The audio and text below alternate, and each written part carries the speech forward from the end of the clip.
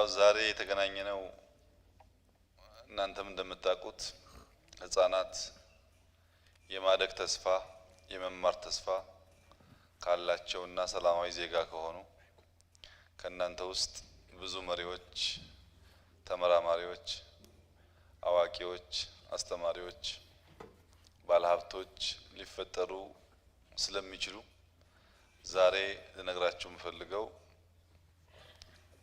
እንደ ሀብታም ልጆች እንዳሻችሁ መልበስ እንዳሻችሁ መብላት ትቸገሩ ይሆናል። ለመማር ግን